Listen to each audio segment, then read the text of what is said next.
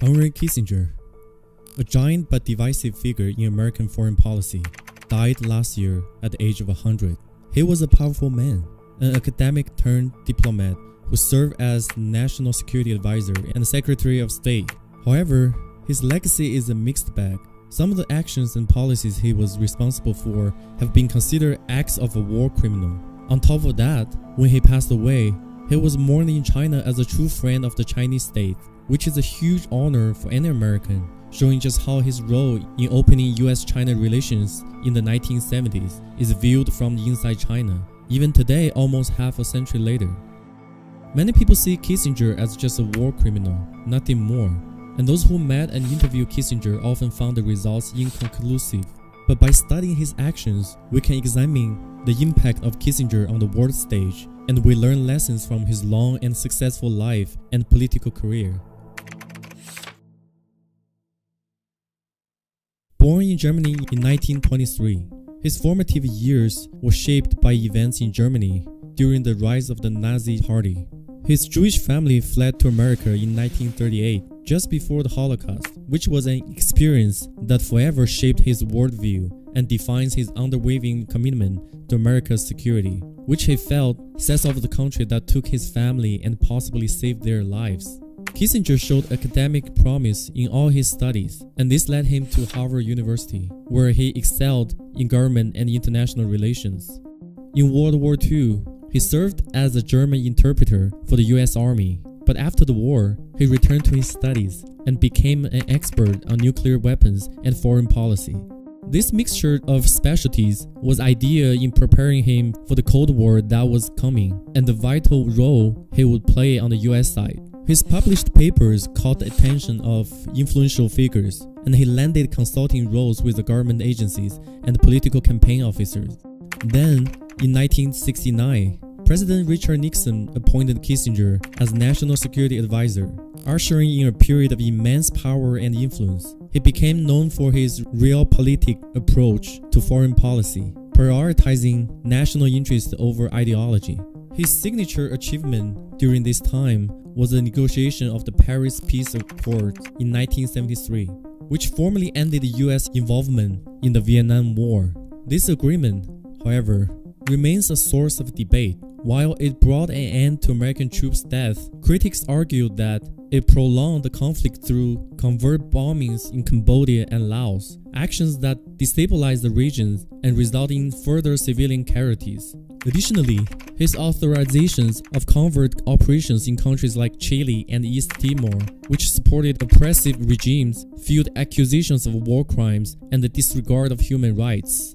Despite the controversies, Kissinger's diplomatic achievements were undeniable. His pursuit of peace talks with the Soviet Union, a thawing of relations during the Cold War, helped to prevent catastrophic nuclear confrontation.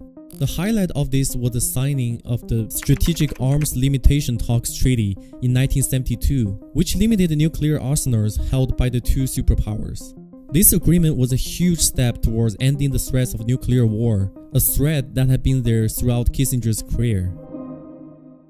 One of Kissinger's most impactful actions was the opening of relations with China. In 1972, he undertook a secret visit to Beijing, paving the way of President Nixon's historic trip to China the following year. This diplomatic coup redefined the global balance of power and opened vast economic and political opportunities. China's emergence as a major world player fundamentally altered the international landscape, and Kissinger's role in facilitating this shift was a key turning point in the 20th century.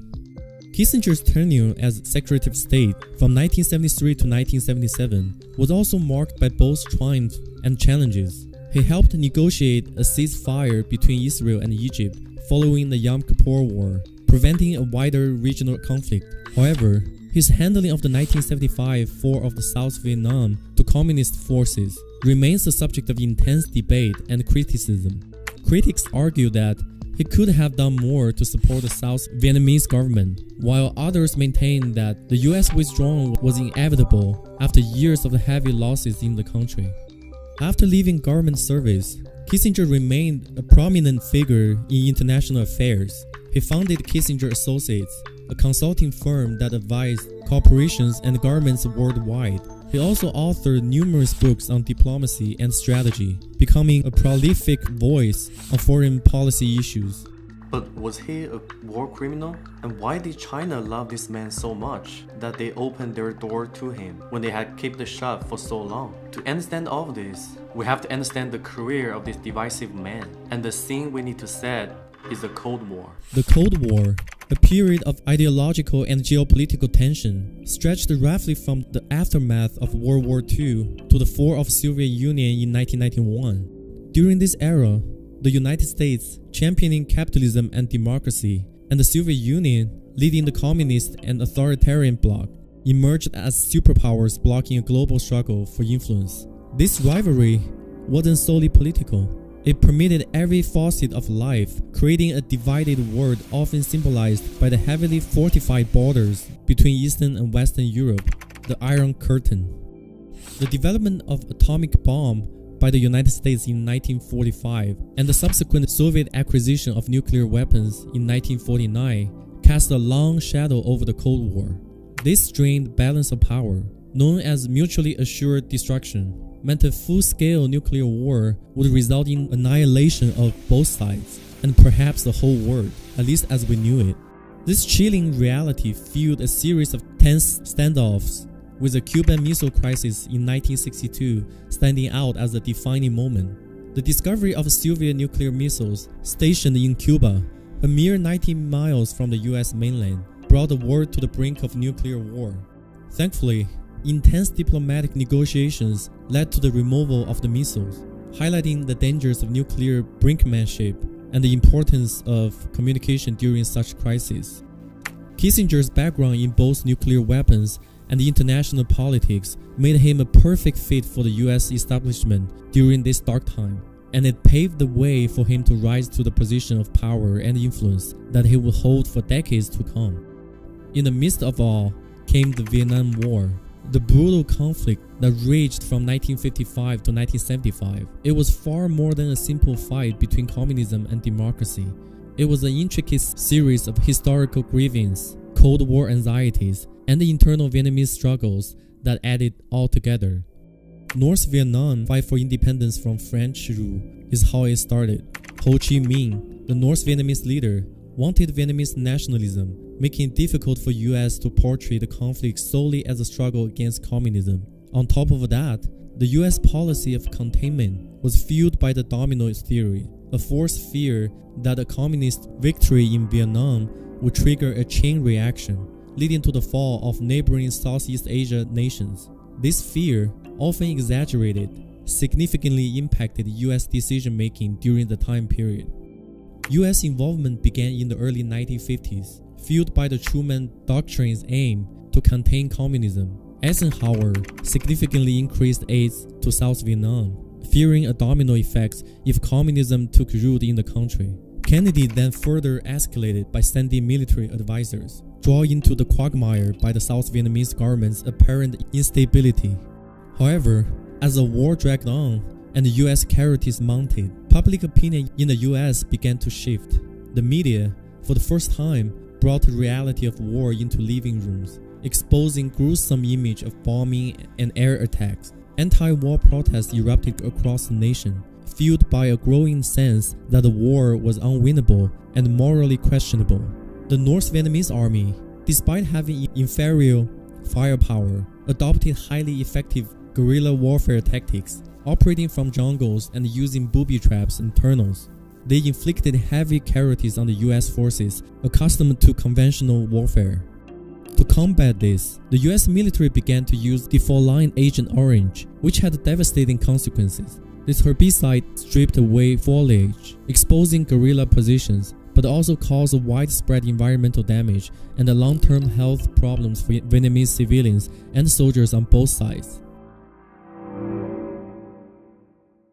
In 1973, the Paris Peace Accords offered a little hope.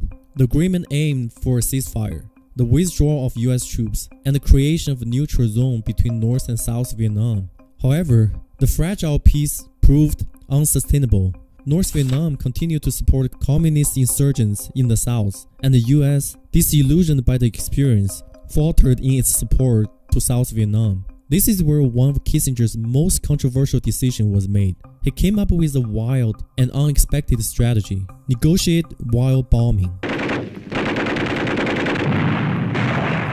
By now, Kissinger was a key figure in the Nixon administration, and he put forward a strategy that has been highly debated ever since.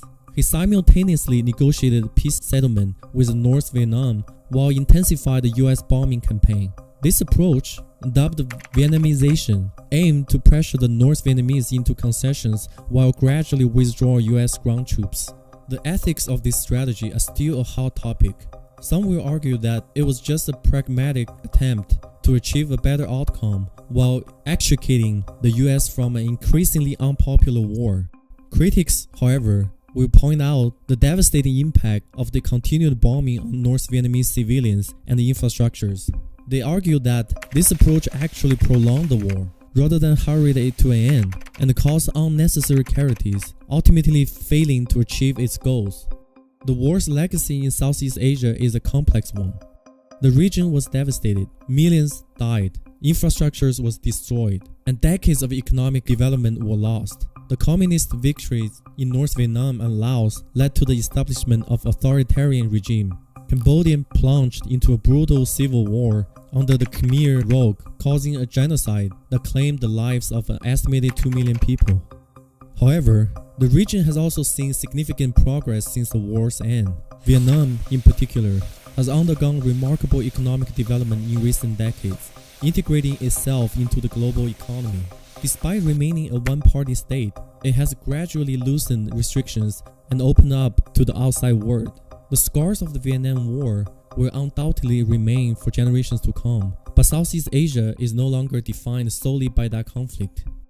In 1969, facing a growing anti-war movement and the immense financial and human cost of the Vietnam War, President Richard Nixon unveiled the Nixon Doctrine.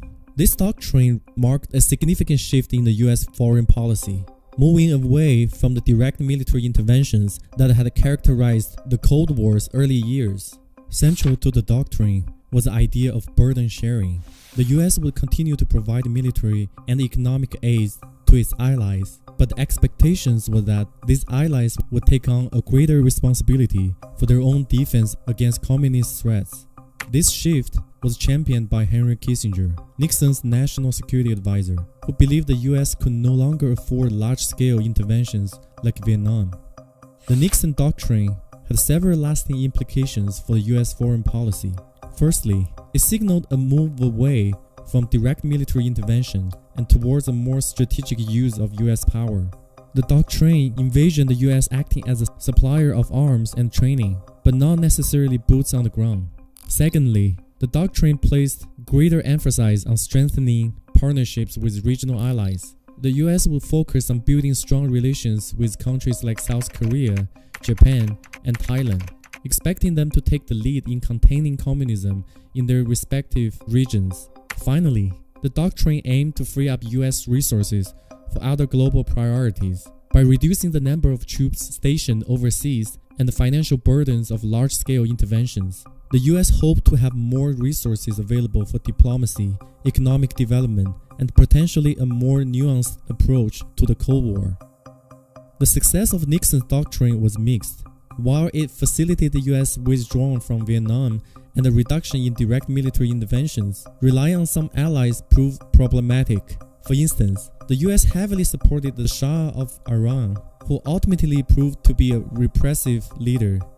The doctrine's long-term legacy is a matter of debate, but it undeniably marked a turning point in US foreign policy during the Cold War. It established a framework for US foreign policy that continues to resonate today, with the US often acting as a provider for military aid and a partner in regional security arrangements. Of course, Kissinger was again behind his president's policy, a great mind who had been shaping the approach of the US throughout the latter stage of the war, having proven himself to be completely indispensable. Still, Kissinger's biggest impact on global politics wasn't during the Vietnam War, nor was it a breakthrough in the standoff with Russia. It was a moment he almost single-handedly managed to get modern China to open up to global relations for the first time. The opening of the relations between the United States and China in the early 1970s wasn't a sudden event. It was heavily influenced by the tumultuous relationships between China and the Soviet Union, known as the Sino-Soviet split. This split, which began in the late 1950s and escalated throughout the 1960s, stemmed from ideological disagreements. Mao Zedong, China's leader, felt Khrushchev's Soviet Union had become too revisionist, straying from the true communist path. Additionally, China resented Soviet dominance within the communist world and their refusal to provide military assistance. The two communist giants increasingly viewed each other as a rival rather than allies, trying to extend their own influence in the developing world. This ideological conflict coincided with a period of domestic turmoil in China.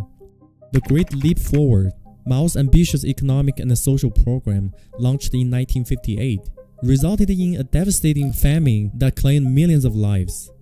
This economic and social disaster, coupled with the Sino-Soviet split, created a sense of vulnerability and isolation for China. In this context, both the US and China saw an opportunity. The US, facing a protracted war in Vietnam and a desire to counter Soviet influence in Asia, began exploring ways to engage with China. For China, weakened by internal struggles and facing a hostile Soviet Union on its border, improved relations with the US offered a chance to improve its international standing and gain leverage against the Soviets. In 1971, completely in secret, Henry Kissinger set out on a mission that would redefine the global balance of power. His covert trip to China was a pivotal moment in the Cold War, laying the groundwork for complex US-China relationship for the first time. The strategic importance for both sides was immense. The US, bogged down in the quagmire of Vietnam and facing a resurgent Soviet Union, saw an opportunity to exploit the widening Sino-Soviet split.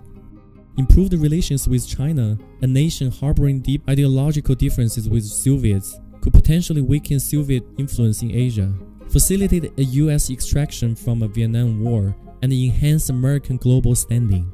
China, isolated by ideological rift with the Soviet Union and facing the internal turmoil of the Cultural Revolution, saw an opportunity to bolster its own international standing. An opening to the US, the world's other superpower, could act as a buffer against a hostile Soviet Union on its border, provide access to much-needed economic expertise and technology to fuel China's development, and elevate its position in the global pecking order.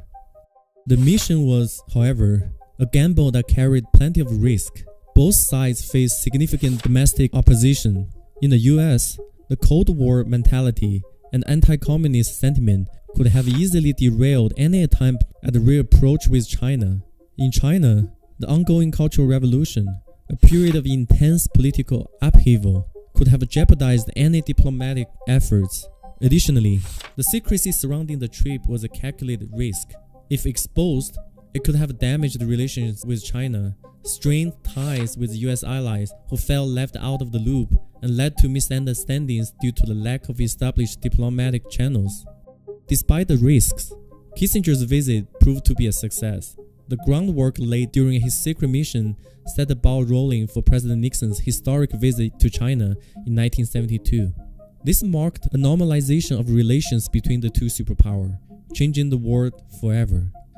The US-China rapprochement had several major long-lasting impacts. It dealt a significant blow to the Soviet Union, fracturing the already rocking communist alliance and giving the US a strategic advantage in the Cold War as it continued on. The once bipolar Cold War dynamic became a more complex chess game. China's rise as a major power in the latter half of the 20th century, partly fueled by improved relations with the US and access to its technology and markets, began to reshape world politics. Not only that, US-China trade boomed, creating a complex and often tense economic relationship that really hasn't become any simpler in the time since. However, the opening of relations wasn't without its downsides. Critics argued that it sacrificed human rights concerns in favor of short-term strategic gain. Additionally, the rapid rise of China, initially facilitated by US economic engagement, created new geopolitical challenge in the 21st century, decades later.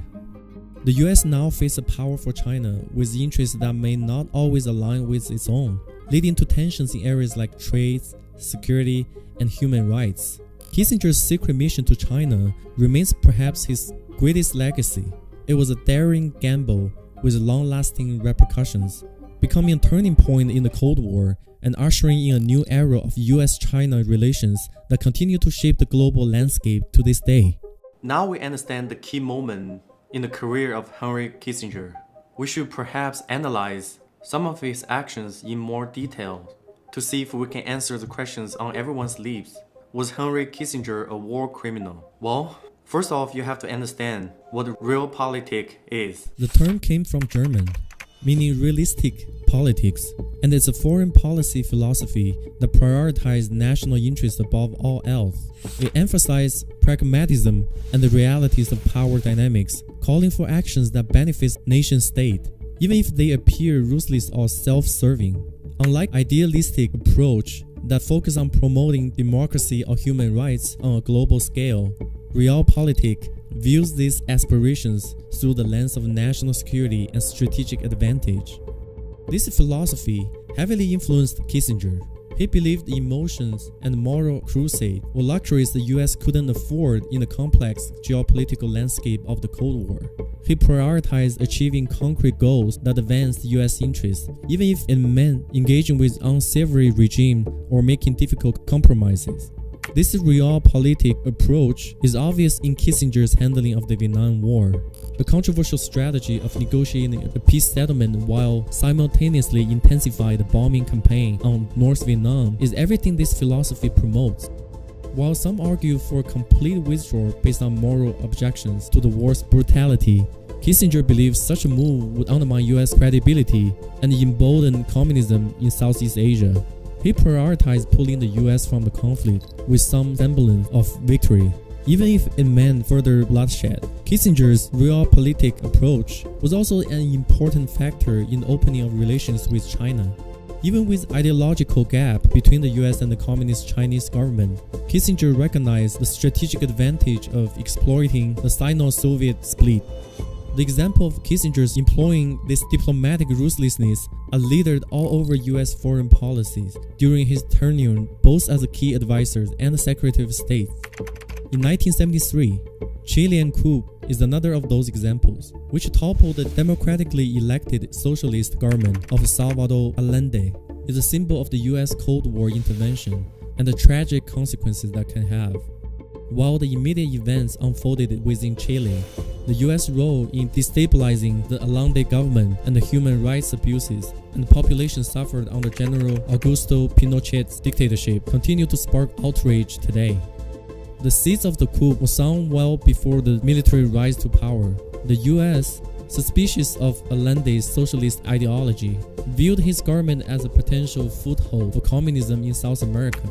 Nixon and Kissinger, alarmed by the nationalization of key industries like copper mining in Chile, authorized the CIA to engage in a series of covert operations aimed at undermining the Allende government.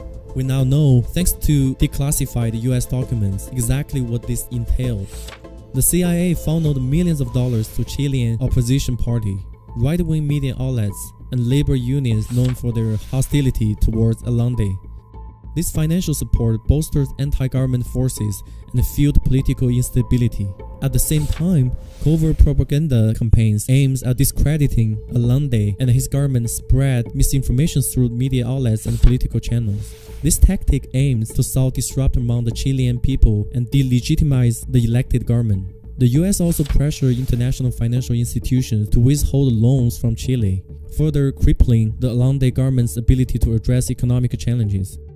This invisible blockade exacerbated existing economic hardships and contributed to a sense of crisis. These covert operations, while falling short of direct military intervention, significantly impacted Chile's political and economic landscape.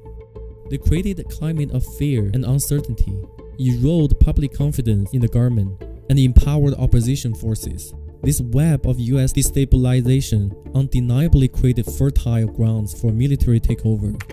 On September 11, 1973, a military coup led by General Augusto Pinochet with the tactic support of a section of the Chilean business community and possibly with US knowledge, overthrew the Allende government. President Allende died during the assault on the presidential palace. The military swiftly consolidated power, ushering in a brutal dictatorship that lasted 17 years. The Pinochet regime came with systematic repression and a complete disregard for human rights. Thousands of political dissidents, perceived leftists, students, and union activists were arrested, tortured, or killed. Many others were forced into exile. Pinochet's secret police, the DINA, employed brutal tactics to silence dissent and instill fear. The dictatorship also suppressed civil liberties through censorship, curfews, and the use of state terror. The exact number of victims under Pinochet rule remained the subject of investigation, but estimates range from several thousand to upward of 30,000. This dark chapter in Chilean history continued to cast a long shadow, with families of victims still seeking justice and the nation grappling with the legacy of the dictatorship.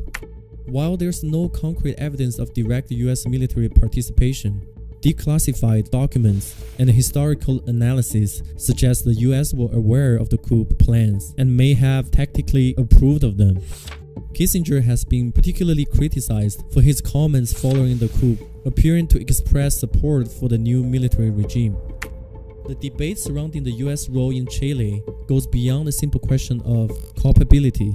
Some argue that US intervention played a decisive role, destabilizing the Allende government and creating a condition for the coup. Others maintain that US role was less direct and that internal political and economic factors within Chile, such as Allende's own policies and growing social unrest, were the primary drivers of the coup. This debate highlights often messy realities of Cold War interventions, where US actions may have exacerbated existing problems and inadvertently contributed to tragic outcomes. Regardless of the precise extent of US involvement, the human rights abuse under Pinochet's dictatorships are undeniable. The Chilean people continue to grapple with the legacy of coup and dictatorship, highlighting the long-lasting impact of Cold War interventions on the lives of ordinary citizens. While the scars of the Pinochet regime might take generations to heal, the quest for truth, justice, and reconciliation remains an ongoing struggle in Chile. Then, there's a 1975 US intervention in Cambodia. This was a misguided attempt to prop up a falling government and proved to be a tragic chapter in Southeast Asia's history.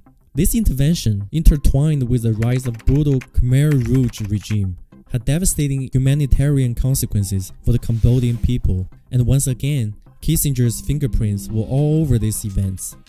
The Khmer Rouge, a communist insurgency fueled by anti-Vietnamese nationalism and radical Maoist ideology, had been gaining strength throughout the early 1970s. The US, facing a deteriorating situation in neighboring South Vietnam, increased its bombing campaign in Cambodia in an attempt to disrupt the North Vietnamese supply line. This bombing, however, had unintended consequences. Instead of hindering the North Vietnamese, it destabilized Cambodia further, causing civilian casualties and driving many Cambodians into the arms of Khmer Rouge, who promised stability and an end to the war. The US, desperate to prevent a communist domino effect in Southeast Asia, ramped up its support for the Cambodian government led by General Lon Nol. This support including military aid, advisors, and a covert CIA operation, codenamed Operation Manu. This operation aimed to train and equip Cambodian forces to counter the Khmer Rouge threat. However, the Cambodian army was riddled with corruption and ineffectiveness. Additionally, the US bombing campaign, estimated to have dropped more than 500,000 tons of explosives on Cambodia, caused widespread devastation and further fueled the insurgency. In April 1975, the Khmer Rouge, fueled by popular anger and bolstered by US bombing that had inadvertently cleared areas for them, captured Phnom Penh, the Cambodian capital. This marked the beginning of a horrific period under the Khmer Rouge regime. The Khmer Rouge, led by Pol Pot, envisioned a radical utopia and sought to dismantle Cambodian society altogether. Millions of Cambodians were forced from their cities and into labor camps where they faced brutal living conditions, starvation, and executions for even minor offenses. Intellectuals, professionals, anyone deemed counter-revolutionary were targeted for elimination. Estimates suggest that between 1.5 and 2 million Cambodians perished under Khmer Rouge regime of terror, a period now known as the Cambodian Genocide. The intervention served as a stark reminder of unintended consequences of Cold War interventions and the high human cost of misplaced priorities. It wasn't just on the American continent and in Asia that Kissinger's policy impacted. He also had a hand in the Middle East, leaving a long and complex legacy behind. While there were diplomatic achievements, there is also criticism over his handling of key events and his perceived pro-Israel bias. The 1973 Yom Kippur War caught the US and Kissinger by surprise when Egypt and Syria launched a coordinated attack on Israel. Kissinger swiftly engaged in shuttle diplomacy, negotiating ceasefire between the parties to end the fighting. However, his perceived tilt toward Israel angered Arab states, leading to the 1973 oil embargo that triggered a global energy crisis. While Kissinger is credited with preventing a wider regional conflict, his action during the war reinforced a view among Arabs that the US was firmly on Israel's side. He rushed military aid to Israel and threatened massive retaliation against the Soviet Union if it intervened on behalf of the Arabs. This hardline stance alienated US allies in the region and undermined American standing in the Arab world. Kissinger's relationship with Israel was marked by both support and tension. He saw Israel's security as a key US interest in the region and worked to bolster its military capability. At the same time, he engaged in shuttle diplomacy to negotiate disengagement agreements between Israel and its Arab neighbors after the 1973 war. However, Kissinger's diplomacy was often seen as favoring Israel's interest. He privately assured Israeli Prime Minister Golda Meir that the US would not pressure Israel to return to the Golan Heights to Syria, while publicly telling the Saudis the opposite. This duplicity undermined Arab trust in the US as an honest broker. The Camp David Accords in 1978, which Kissinger helped lay the groundwork for, were a major achievement in normalizing relations between Israel and Egypt. However, the Palestinians were largely sidelined in the process, sowing seeds for future conflicts. This was yet another example of Kissinger's realpolitik approach. While he helped defuse the crisis and facilitated the first Arab-Israeli peace deal, his pro-Israel bias alienated Arab nations and compromised American standing as an honest broker. His shuttle diplomacy was a pioneer effort, but its incremental nature and lack of transparency left a legacy of mistrust among Arab states, which has led to some of today's problems in the region. In 1976, Indonesia annexed East Timor, recasting the conflict as an internal affair to circumvent restrictions on the use of US-supplied weapons. Declassified documents reveal that Kissinger was fully aware of Indonesia's plans to invade East Timor and gave tactic approach during a meeting that Indonesian dictator Suharto in December 1975, just hours before the invasion began. Despite the illegality of using American arms for offensive purposes, Kissinger commended his staff for acting illegally and beautifully in continued weapons shipments to Indonesia. The invasion, subsequent occupation, resulted in genocide, with estimated of over 200,000 East Timorese deaths, around a third of the population. Kissinger is accused of enabling the invasion through his realpolitik approach that prioritized the US strategic relationship with the Suharto regime over the self-determination of East Timor. His dismissive attitude toward human rights concerns and tactic green lights to Suharto laid the groundwork for over 2 decades of brutal Indonesian occupation until East Timor finally gained independence in 2002. When you look at this action in isolation, it might be easy to simply say that Kissinger was a war criminal, but the truth is much more complex. To circle right back to the start, those who met with the man and spoke to him about his career were rarely able to work out what his real motivators were. One thing that cannot be denied is that his political approach always put his country first. Another thing that is impossible to ignore is how he was able to change China's opinion on the US and court them into opening diplomatic relations even though the two powers had opposing political beliefs. So the question remains, why did China seem to love Henry Kissinger so much? China's perspective on the Cold War was shaped by its complex relationship with both the United States and Soviet Union. Initially aligned with the Soviet bloc after the 1949 revolution, China soon found itself at odds with Moscow following the Sino-Soviet split in the late 1950s. This rift, coupled with the growing Sino-American rapprochement in the early 1970s, led China to pursue a strategic partnership with the US against their common Soviet rival. China viewed this realignment as a way to break out of its international isolation, gain economic and technological benefits, and counterbalance Soviet power in the region. However, China remained deeply suspicious of American intentions and opposed the US global military presence and alliances. Beijing saw the Cold War struggle as one between two imperialist superpowers, with China chartering an independent third way as a socialist power. The normalization of US-China ties in 1979 was a pragmatic decision by Beijing to focus on economic development after the turmoil of the Cultural Revolution.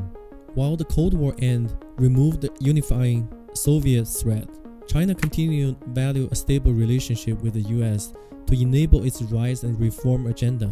But mutual distrust persisted, with Beijing worried of perceived US effort to constrain China's growing power and influence. China views the opening of relations with the US under Nixon and Kissinger as a strategic masterstroke that allowed it to break out of international isolation and gain crucial economic and geopolitical benefits.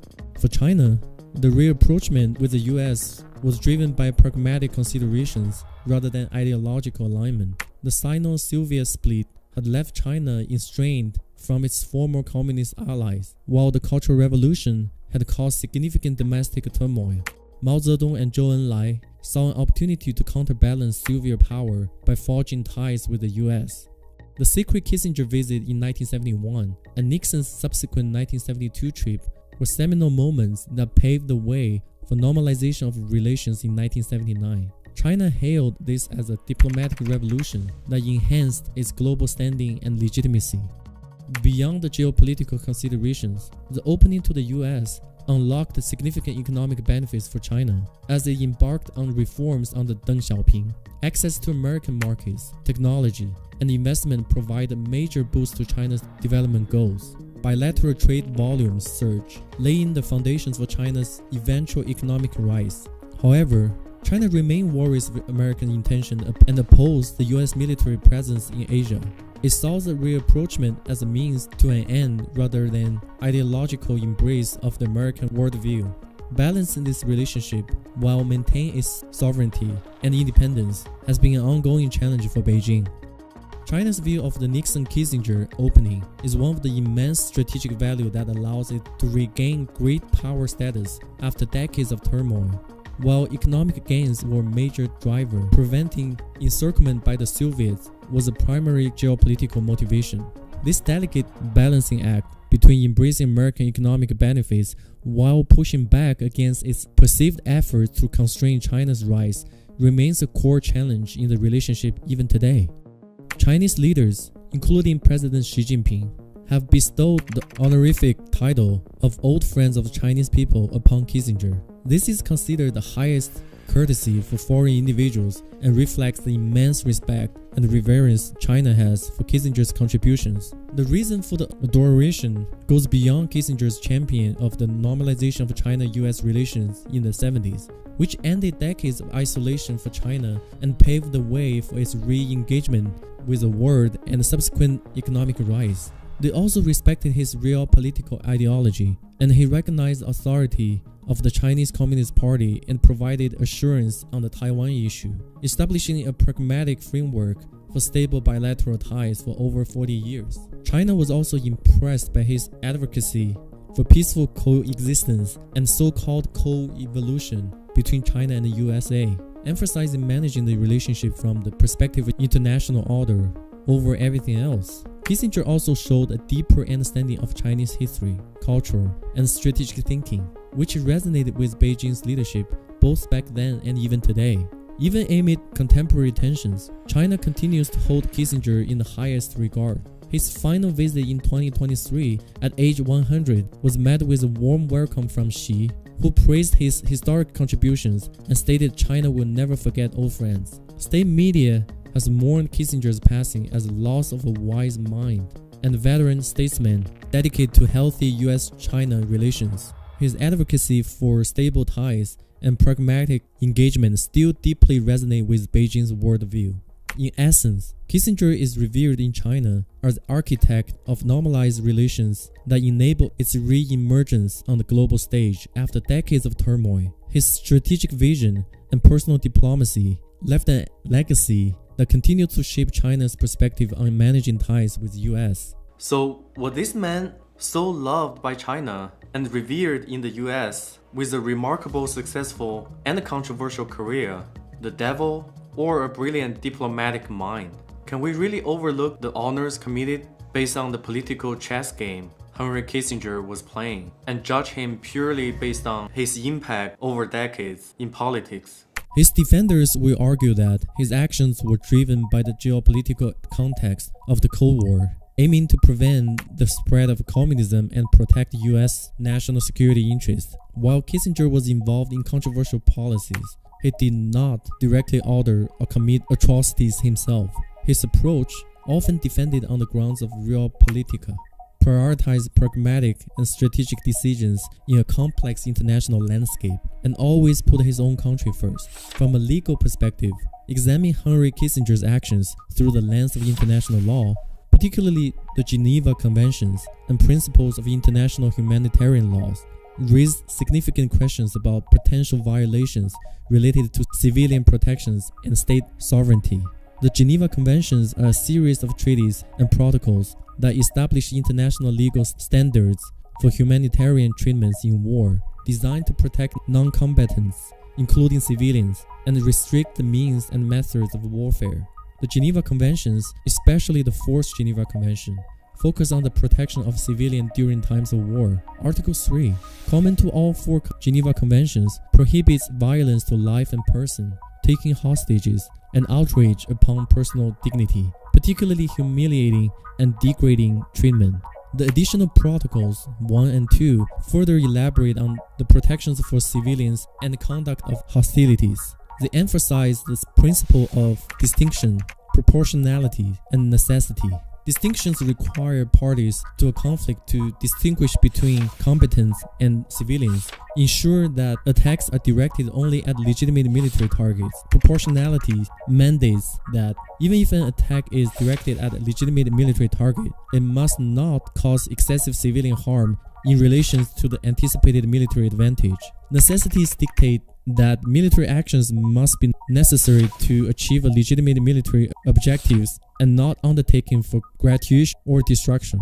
The secret bombing of Cambodia from 1969 to 1970 under Operation Manu, conducted without congressional approval and largely unknown to the public, is a critical example. The campaign targeted areas within Cambodia where Viet Cong and North Vietnamese forces were believed to be operating. However, it resulted in significant civilian casualties and widespread destructions of non-combatant areas. The extensive civilian casualties and destructions of civilian properties raise questions about violations of principles of distinction. Reports indicate that many of these areas bombed were not purely military targets, and the scale of civilian harm suggests potential violation of proportionality. Furthermore, the bombing of Cambodia, a neutral country, without its consent, raise issues of state sovereignty under international law. Such actions could be interpreted as acts of aggression, violating the United Nations Charter, which prohibited the use of force against territory, territorial integrity, or political independence of any state. Domestically, the secret nature of the Cambodian bombing campaign challenges U.S. legal principles, particularly regarding the constitutional requirement for congressional oversight of military actions.